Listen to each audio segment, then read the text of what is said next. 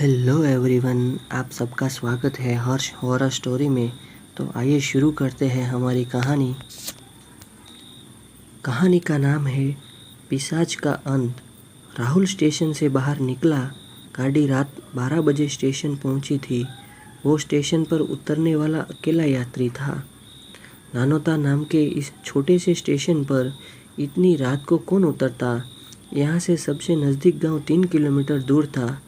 राहुल को बड़ा गांव जाना था, जो कि वहाँ से 5 किलोमीटर दूर था। राहुल को लेने गांव से चाचा जी आने वाले थे। उसने 20 मिनट इंतज़ार किया। जब कोई नहीं आया तो उसने पैदल जाने का निश्चय कर लिया। राहुल जंगल में आगे बढ़ता जा रहा था। सर्दियों की रात थी। चारों ओर घना कोहरा था। 2 हाथ की दूरी का भी दिखाई नहीं दे रहा था। राहुल के पास एक ही बैग था। सुबह ही उसने दादाजी की मृत्यु का समाचार मिला तो वह फौरन गांव के लिए चल पड़ा। थोड़ी दूर चलकर ही उसके सांस फूलने लगी थी। तभी उसे झाड़ियों में कुछ सरसराहट महसूस हुई। वो रुक गया। कहीं कोई चोर डाकू ना हो, उसने मन में सोचा। वो चौकन्ना हो गया। उसने अपने कोट की जेब पर हाथ लगाया। रिवॉल्वर को स्पर्श करके उसे थोड़ी हिम्मत मिली। वो जानता था स्टेशन से घर का रास्ता जंगल से जाता है, इसीलिए उसने अपनी रिवॉल्वर साथ रख ली थी। वो कुछ देर रुका। चारों तरफ शांति थी।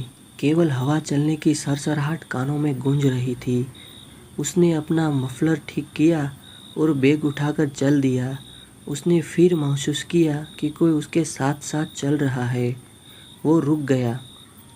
अंधेरे में निगाह जमाकर देखा पर कोई कुछ नज़र नहीं आ रहा था। वो फिर चल पड़ा। कुछ देर में फिर उसे लगा कोई है जो साथ साथ चल रहा है। राहुल बिना रुके चलता रहा। 2 मिनट बाद वो एकदम पलटा। कोई झाड़ियों में घुस गया। राहुल कोहरे की वजह से ठीक से देख नहीं पाया कि कौन है, पर उसे पक्का हो गया कि कोई उसे पीछा कर रहा है। राहुल कुछ कदम पीछे गया और बोला, तुम जो भी हो सामने आओ। झाड़ियों में कोई हलचल नहीं हुई। राहुल ने अपनी बात दोहराई। कोई जवाब नहीं मिला। अगर तुम बाहर नहीं आए तो मैं गोली चला दूंगा। राहुल ने रिवॉल्वर हाथ में ले ली थी। अब भी कोई सामने नहीं आया। राहुल ने कुछ सेकंड इंतजार किया, फिर बिना गोली चलाए आगे चल दिया। जब कुछ दिख ही नहीं रहा तो गोली किस पर चलाए। अब वो काफ़ी दूर चला गया। अब कोई आवाज़ नहीं आ रही थी। शायद उसकी धमकी काम कर गई थी और पीछे करने वाले अपना इरादा बदल दिया होगा। वो मन ही मन मुस्कुराया। तभी एक बुढ़ा अचानक उसके सामने आया। राहुल का दिल जोर से धड़का और वो एकदम पीछे हट गया। उसने सफ़ेद धोती कुर्ता पहना था। आधा सर गंजा, पीछे सफ़ेद बाल, चेहरे पर ग्रामीण वाली सहज मुस्कान। सुनसान रास्ते पर एकाएक उसे देखकर राहुल डर गया। साहब, कहाँ जाना है? बुढ़े ने पूछा। बड़ा गांव, राहुल ने कहा और फिर बुढ़े से पूछा, और आपको कहाँ जाना है? इतनी रात को जंगल में क्या कर रहे हो? राहुल ने एक साथ कई सवाल किए। मेरा गांव तो पास ही है। बेटी से मिलने उस गांव में गया था। वापस से कोई सवारी नहीं मिली तो पैदल ही चल दिया। बेटा, तुमको इतनी रात को इस जंगल से पैदल नहीं चलना चाहिए। क्यों? राहुल ने पूछा। बेटे, इस जंगल में पिशाचों का राज है। वो इंसानी गंध दूर से ही सूंघ लेते हैं। इंसानी खून पीना उन्हें बहुत पसंद है। रात को इस इलाके में घूमना अपनी मौत को दावत देना है, रहस्यमय स्वर में बोला। राहुल बुरी तरह कांप गया। उसने भी बचपन में पिताजी से इस इलाके में पिशाच के कई किस्से सुने थे, पर वो उनको भूल गया था, वरना वो रात में यहाँ आने का रिस्क नहीं लेता। सहसा उसे वो सारे किस्से याद आने लगे जो पिताजी ने उसको सुनाए थे। एक बहुत लंबा पिशाच होता है जो रूप बदलने में माहिर होता है। कई बार वो अपने शिकारी के रिश्तेदारों का रूप बनाकर उस जंगल में ले जाकर उसका खून पी लेता है, उसकी खोपड़ी की माला पहनता है, आँख निकालकर अपने माथे पर लगाता है तिलक की तरह। पिताजी की सुनाई ये बात याद कर राहुल का हलक सूख गया। कहाँ खो गए साहब? बुढ़ी की आवाज़ से राहुल का ध्यान भंग हुआ। उसने एक बार फिर बुड्ढे को घूरकर देखा। नहीं नहीं, ये पिशाच नहीं हो सकता। पिशाच तो बहुत भयानक होते हैं। राहुल ने मन ही मन खुद को तसल्ली दी। थोड़ी आगे बढ़े तो बुड्ढा बोला, साहब यहाँ से दाईं ओर एक रास्ता जाता है, वो रास्ता छोटा है, जल्दी पहुँच जाएंगे। राहुल हिचकिचाया। वो कुछ कहता उससे पहले ही बुड्ढा उधर मुड़ गया। राहुल को अकेले जाने से बुड्ढे के साथ जाना ठीक लगा। तभी उन्हें कुछ दूर कोई साया दिखाई दिया। राहुल एकदम रुक गया और बुड्ढे को भी चुप रहने का इशारा किया।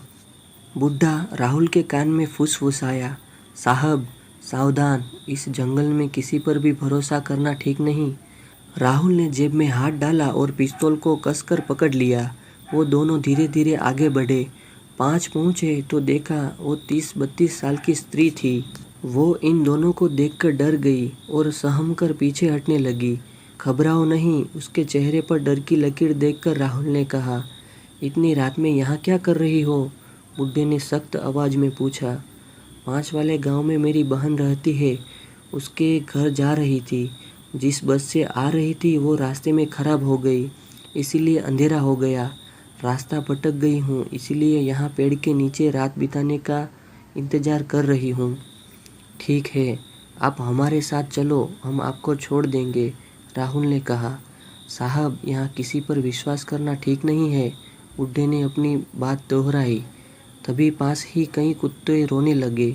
वो औरत और घबरा गई और बोली, आप लोग भले आदमी हैं, मुझे साथ ले चलिए, मैं अकेले कैसे जाऊंगी। राहुल ने कुछ सोचा और कहा, आप आइए। थोड़ी देर चलने के बाद बुड्ढा बोला, एक कहानी सुनाता हूँ साहब, रास्ता आसानी से कट जाएगा। राहुल ने हाँ में सिर हिलाया। बुड्ढे ने कहानी सुनानी शुरू की। एक बार मेरा एक मित्र रात को इसी जंगल से जा रहा था। उसे आधे रास्ते में अपने गांव की एक स्त्री भटकती मिली।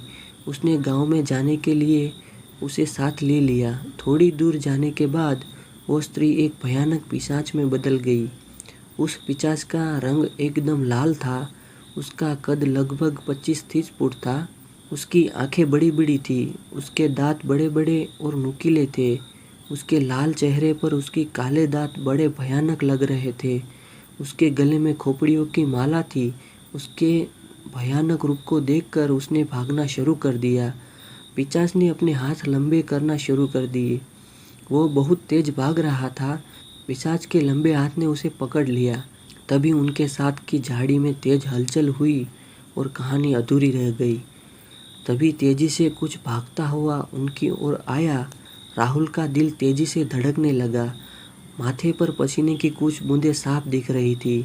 औरत घबराकर राहुल के पीछे छुप गई। वो एक भेड़िया था, पर वो उनसे 4-5 फीट दूर रह गया। फिर उसने भयानक आवाज़ में रोना शुरू कर दिया और तेजी से लौट गया। राहुल की सांस तेजी से चल रही थी और उससे भी तेज चल रहे थे उसके विचार। क्या ये बुड्ढा ये कह रहा है कि ये औरत पिशाच है? राहुल ने पलटकर औरत की तरफ ध्यान से देखा। नहीं नहीं, ये तो शरीफ घर की लगती है। पर बुड्ढा कह रहा था कि यहाँ किसी पर विश्वास नहीं कर सकते। अगर ऐसा है तो बुड्ढा भी तो पिशाच हो सकता है। राहुल ने सोचा, क्या करूँ? वो अभी यही सोच रहा था कि सामने से एक कार की लाइट आती दिखाई दी। पास आकर गाड़ी रुकी तो उसमें राहुल के चाचा जी थे। माफ़ करना बेटा, गाड़ी खराब हो गई थी, इसलिए समय स्टेशन पर नहीं पहुंच पाया। आओ गाड़ी में बैठ जाओ, चाचा जी बोले। इन्हें भी उधर ही जाना है, इन्हें साथ ले लेते हैं। राहुल ने चाचा जी के चरण छूते हुए कहा, मैंने इन्हें पहले कभी इन इलाके में नहीं देखा। रात को जंगल में किसी अनजान पर विश्वास करना ठीक नहीं। राहुल के कान में ये शब्द हथौड़े की तरह बजे। किस पर विश्वास करूं? पिशाच तो कोई भी हो सकता है। पिशाच किसी का भी रूप धर सकता है। क्या इनमें से कोई पिशाच हो सकता है? राहुल सोचने लगा। ये बुड्ढा, ये औरत, ये चाचा जी या फिर ये तीनों। बस करो, बच्चों को कभी कोई अच्छी कहानी भी सुनाया करो। लोग बच्चों को वीर महापुरुषों की कहानी सुनाते हैं और ये बच्चे को भूत पिशाचों की कहानी सुनाते हैं। बच्चों को जैसी कहानी सुनाओगे उस पर वैसा ही उसका प्रभाव पड़ेगा। श्रीमती जी ने कमरे में आते ही टोंट मारा।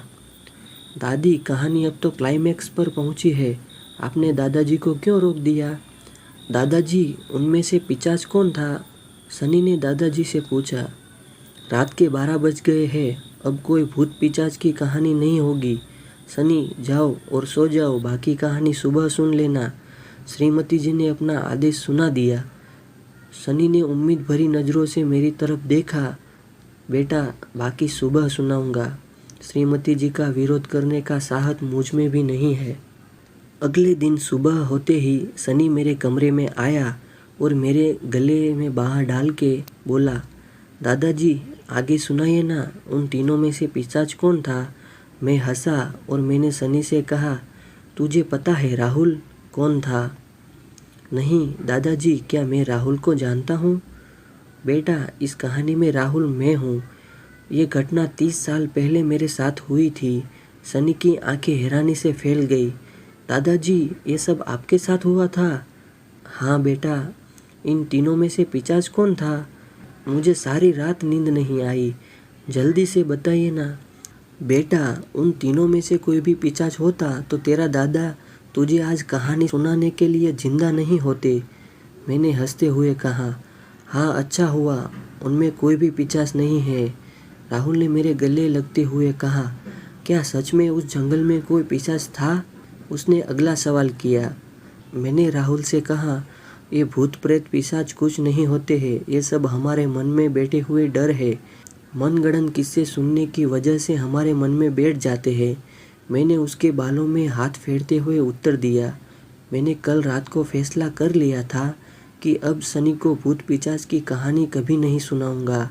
आज मैं उसे सिर्फ अपने देश के महापुरुषों की ही कहानी सुनाऊंगा ताकि वो भी वैसा बन सके। इसीलिए मैंने कहानी को एक सुखद मोड़ पर ख़त्म कर दिया था। वैसे आपकी क्या राय है? उन तीनों में से पिशाच कौन था? अपने उत्तर कमेंट में ज़रूर दीजिए।